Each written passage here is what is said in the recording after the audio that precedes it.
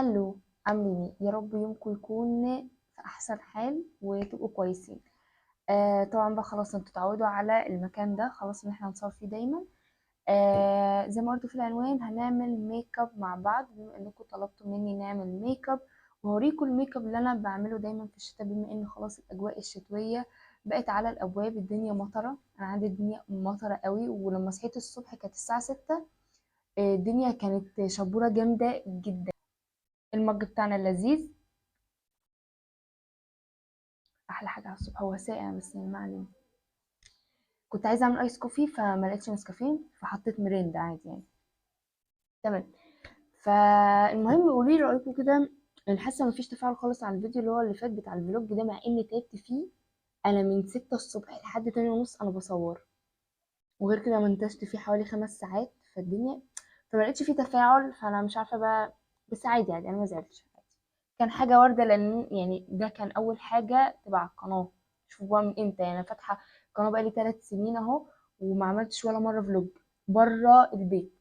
فكانت حاجة عادية. المهم، خلينا نبتدي الفيديو النهاردة ونشوف هنعمل ميك اب مع بعض ايه هو. بس هيبقى على بنيات عشان بس أنا عايزاكم تكتبوا لي في الكومنتات، هل المكان ده كويس ولا واحنا واقفين كويس؟ أنهي بقى أحلى؟ أنا دلوقتي كده قاعدة قدام الشباك، ولما كنا بنقف كده كان يبقى شباك وبس. فخلينا نبتدي مع بعض الميك اب.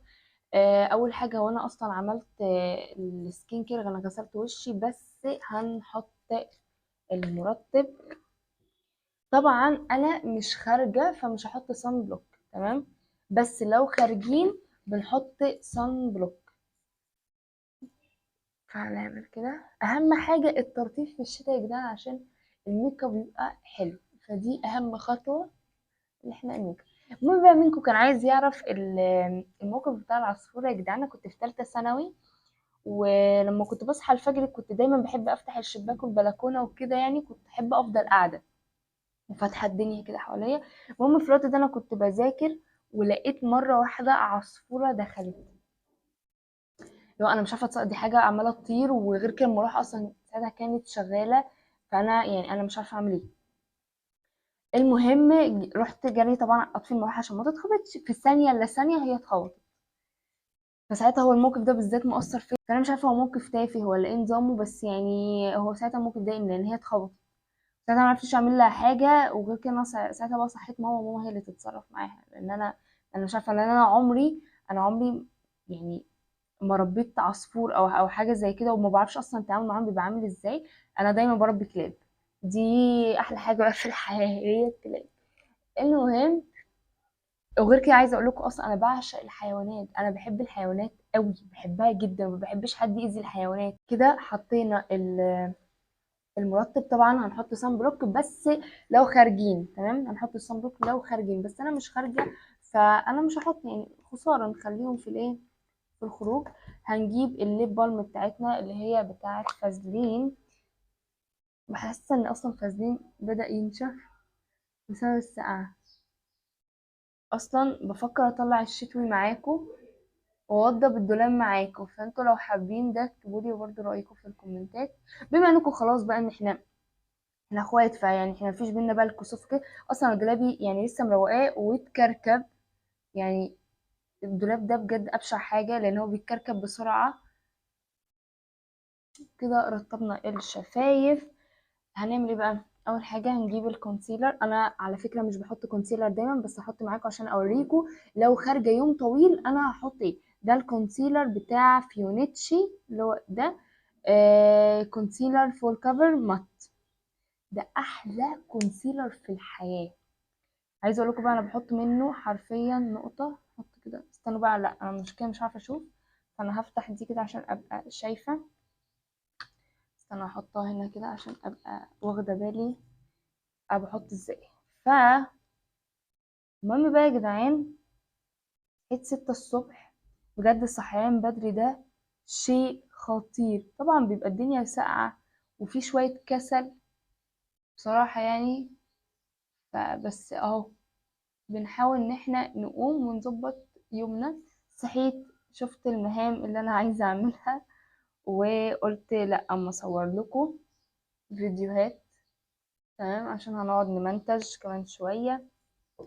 بصوا بسيب بقى الكونسيلر كده شويه ينشف، اعمل كده عشان يديلي فول كفرج قوي. تمام، فهنعمل كده. طبعا امبارح عايزه اقول لكم غسلت شعري. امبارح الدنيا كانت بتمطر، رحت دخلت غسلت شعري وعملته بسرعه، وكان مبلبل، بس حطيته في البونيسة تاني ونمت بيه عشان كنت نعسانه جدا. انا امبارح نايمه تقريبا الساعه 11، او نمت 11، نمت 11. آه ونمت بقى صحيت 4 الفجر، وبعدين صحيت الساعه 6. دلوقتي هنجيب اي بيوتي بلندر وهندمج بقى كده بالراحه كده.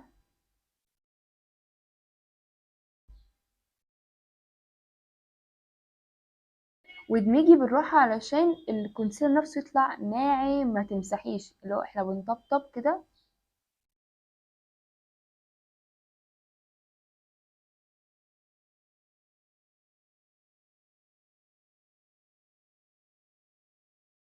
عايزة اقول لكم اصلا انا ما بحطش كونسيلر خالص، بقالي كتير قوي ما بحطش، فحس ان انا مستغربة شكلي اصلا لما باجي احط.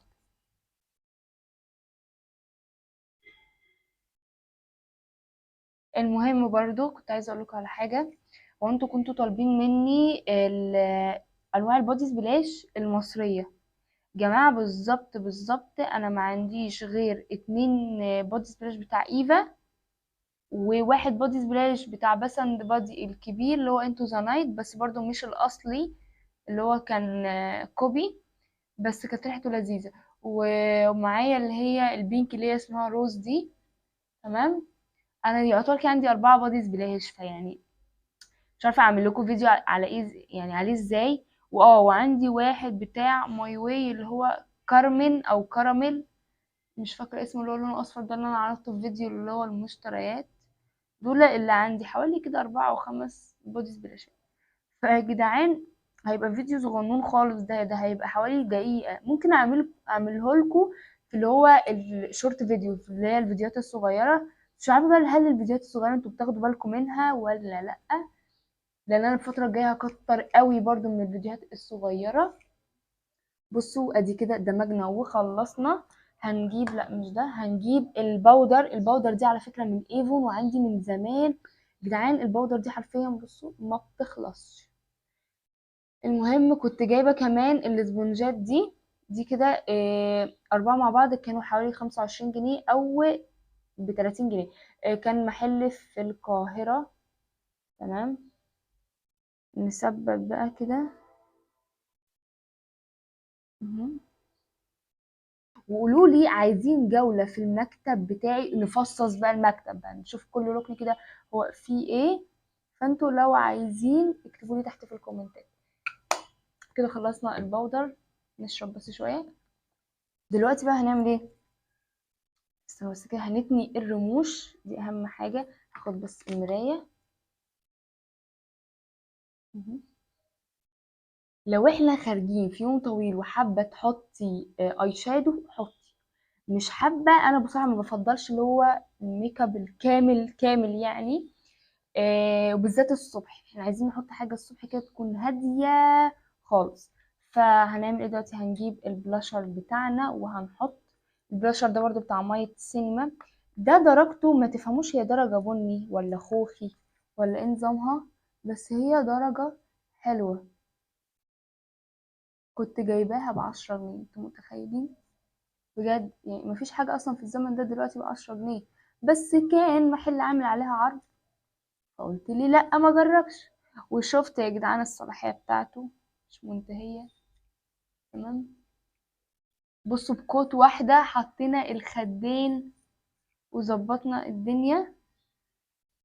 الباليت الاي شادو اللي هي بتاع مايت سينما، هي البيجمنتيشن بتاعها حلو وكل حاجة، بس كواليتي العلبة مش ألذ حاجة، هي أصلا مفككة من بعض. ودي كده كل الدرجات بتاعتهم. في لون وقع ده خلصان أصلا، معلش. أنا حابة بس أعمل خط من ناحية اللي هو كده لون بني أو لون نبيتي كده غامق قوي. فاحنا ممكن هنعمل اللون ده.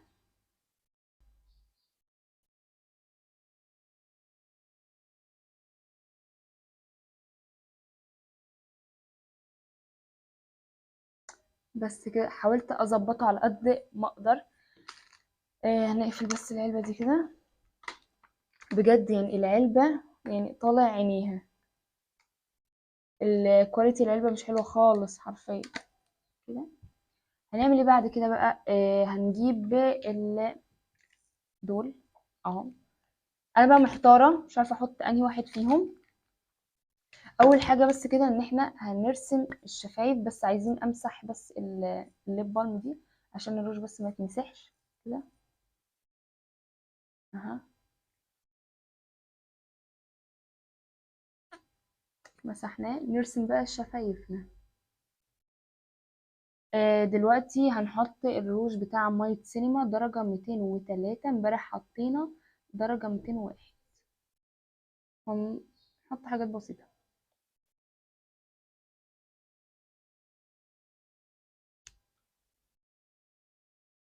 بس كده. بص شكله تحفة. دلوقتي محتارة احط عليهم بقى انهي ليب جلوس، الشفاف ولا بتاع ساندرا. محتارة قوي قوي قوي قوي. فشكلي هحط الشفاف لان انا حاطة لون هنا، فيعتبر نحط الايه بس مش عارفة يا جدعان، حاسة انا عايزة امسح الروج ده. مش عارفة، حاسة ان انا محتاجة امسحه واحط لون نود قوي. مسحته وحطيت ليب لاينر خفيف قوي كده من نفس الدرجة برضو، بس هنطبطب كده بحيث ان هو يديك، عشان هنحط درجة هادية. بس احنا لو نازلين الصبح اكيد مش هنحط اللون البينك ده كده. تمام، بصوا درجته بقت حلوة كده. وهنحط عليه الليب جلوس بتاع ساندرا درجة 129. اها،